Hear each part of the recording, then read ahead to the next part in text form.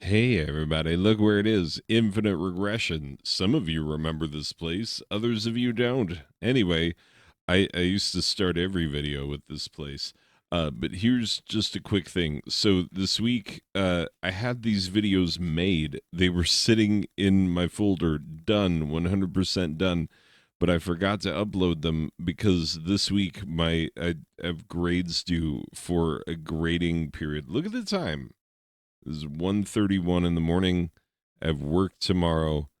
I should be in bed. I have to get up in a few hours. Anyway, so I'm posting this video. Uh you're going to get videos Thursday, Friday this week instead of Tuesday, Thursday. Sorry. The videos were done and I thought I had uploaded them and I was like, "Man, nobody's commenting on my videos." Of course, hardly anybody comments anymore. Hardly anybody watches anymore. Whatever. Anyway, yeah, if you do watch, please enjoy. It's a double header this week and cool. Anyway, I will see you in the next one and whatnot. Yeah, for sure. Bye.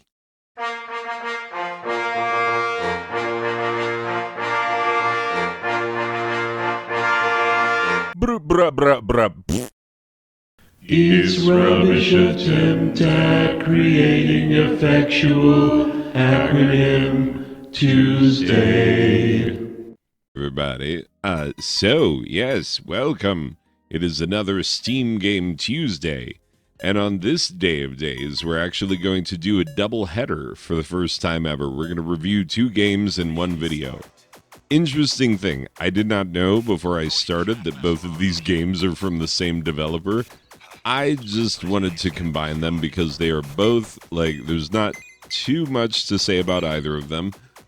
Because they are both modern adaptations of classic games that you will immediately recognize.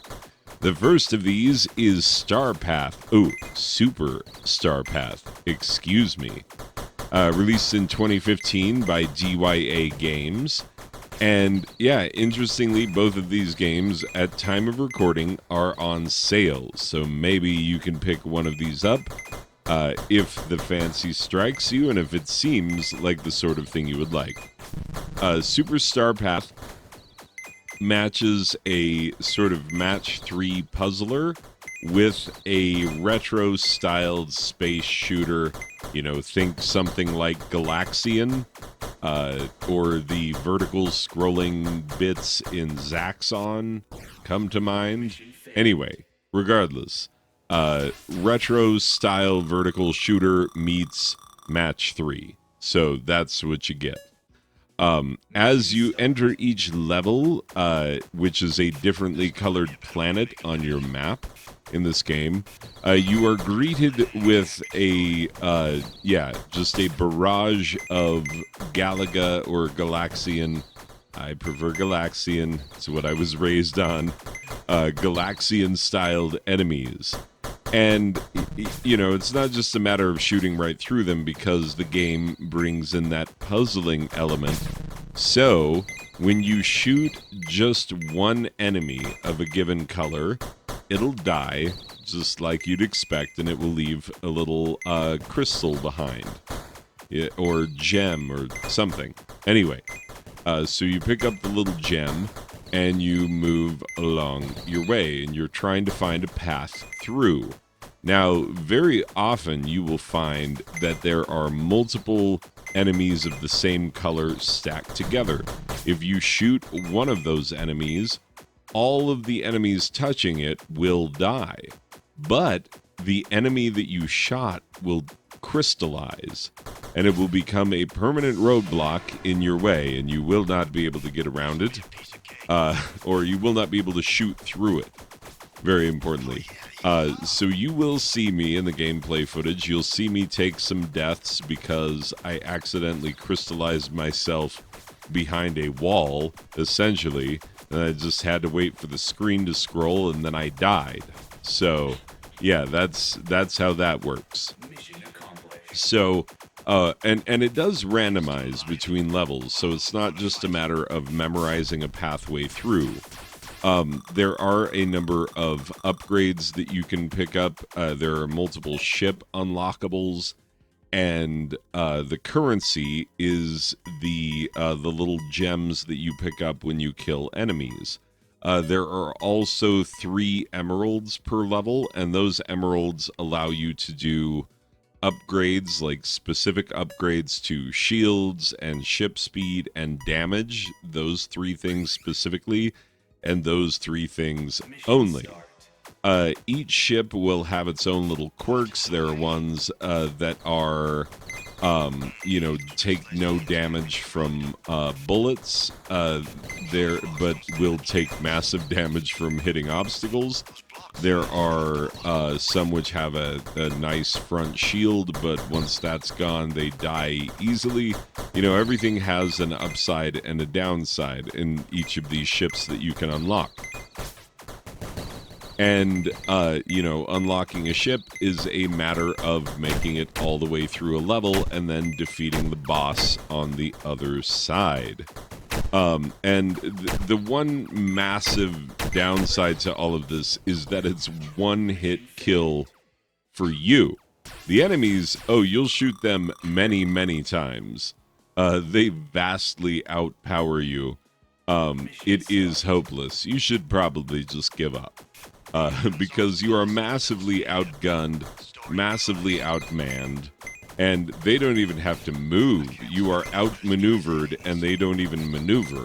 So, yeah, there's a degree of difficulty to the game, and some of it just comes down to dumb luck, because every time you restart a level, it will, reset the gems, or the enemies, which will then reset the gems.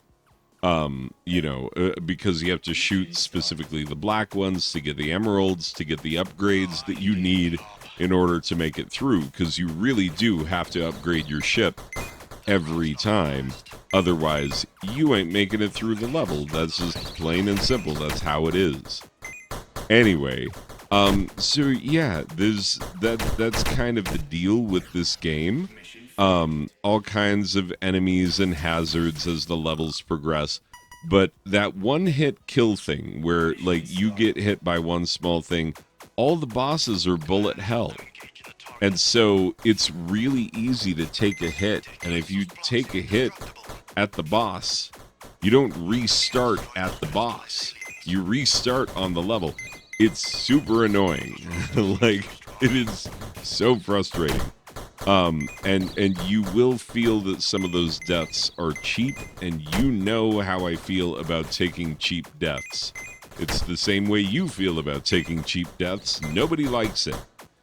You want for every death to feel like it was your fault, but to also feel like there is a pathway through.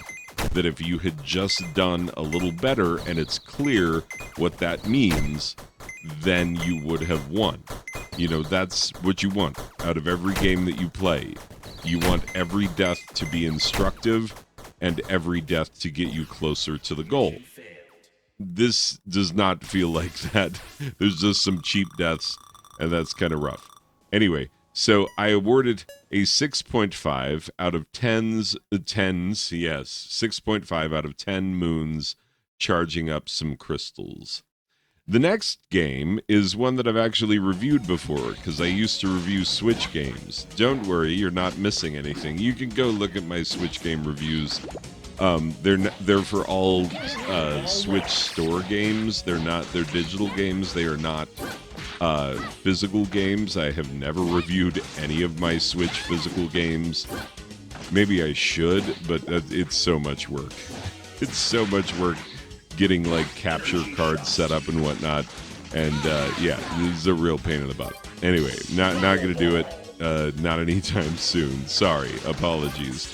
Anyway, so I gave this game way too high of a review when I reviewed it the first time, but we're talking about Strikey Sisters, which is released in 2017, also by DYA Games, and yeah, this one is basically Breakout, except for you have this very thin, wafer thin plot, that gets laid out, and there is a little bit of voice acting where the girls are like, "It's time for us to kick the booty," and then they go do it. It's really, the story is underwhelming at best. Like, it's really not super great in terms of the story, but that's not why when was the last time that you played a breakout style game and were like, ugh, the story in this game just really doesn't have me hooked,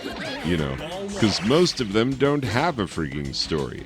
Now, granted, if you were thinking of Fire Striker for the SNES, or indeed Holy Striker, what it was called in Japan, yeah, that's a very, very similar game.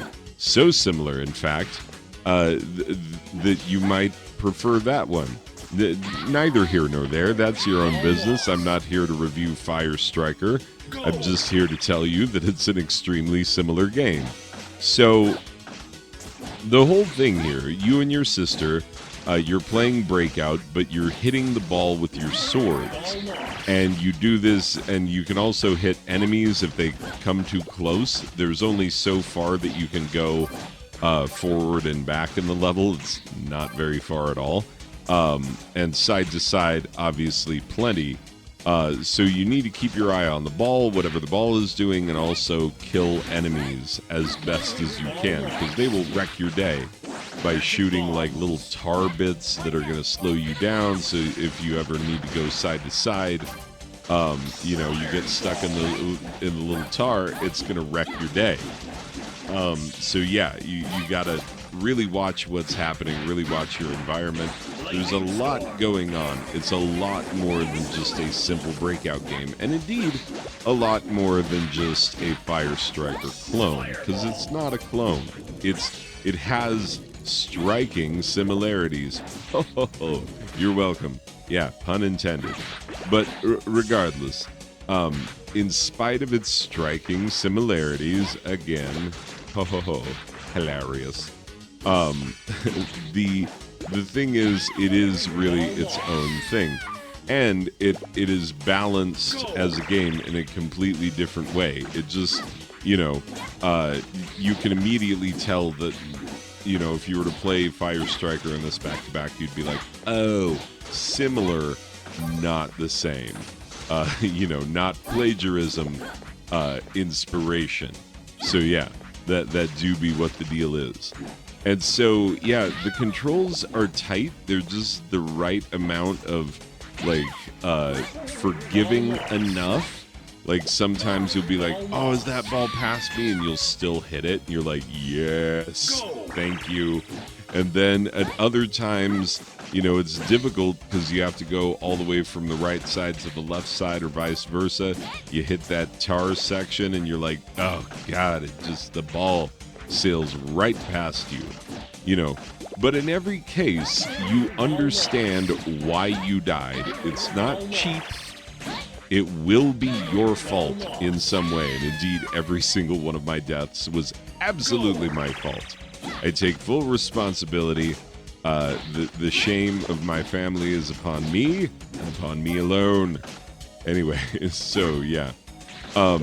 Game, or how the game progresses is that you play 3 levels. You'll see there's kind of a T-shaped map. You go to 3 of those levels, and that'll trigger a boss fight.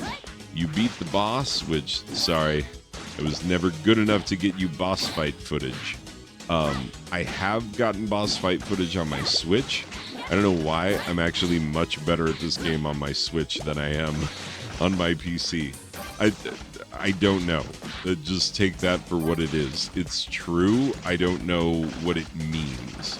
But I'm better on the Switch. So no boss fight footage, but if you beat the boss, then you advance to another level, which will have, 4 stages in a T-shaped configuration, or a plus-shaped configuration, because they're all equidistant, or, equally long. Anyway, regardless, we don't need to split these particular hairs. The important thing is that, the gameplay is very straightforward. It's not, going to blow your mind like, oh my god, this story is so enriching, and Everything is so whatever. It is just that you are not a paddle. So many block breaker games are like, well, the Arkanoids got it right the first time. You're a paddle. Deal with it. And so this one adds a new wrinkle to the thing. But also, yeah, depending on how influenced you are by Fire Striker, which is, it's not like it was a super popular game. But yeah, you may or may not have feelings about it. What I think is that it's really fun to come back to every now and again. It's a pick 'em up, put 'em down. I don't take it too seriously. It's reasonably satisfying. So during those times when you're like, I just want to play a game for a minute, and I don't want to have to like invest too much brain power in it. Like, I don't want to have to like learn a world. In this world that we've created, here's 1,000 years of lore. Like, nope, that's not this. Not this. This one is like, oh, we got to do a thing. I don't even remember what the story is. I just remember that there is one, and it's underwhelming. Anyway, but it is a fun game, and I do recommend that you play it, and at its current price, it's well worth it. I give it a final score of 7.5 out of 10 Bluth's frozen banana stands. I had a joke in there about that. I have since forgotten what it was. I don't remember why I did an Arrested Development reference. There's always money in the banana stand. I don't know. They're laughing with me, Michael. They're laughing with me. I don't know. Anyway, that's a great show. Go and watch it. Have yourself a lovely day. I will see you in the next one, people. Okay. Bye.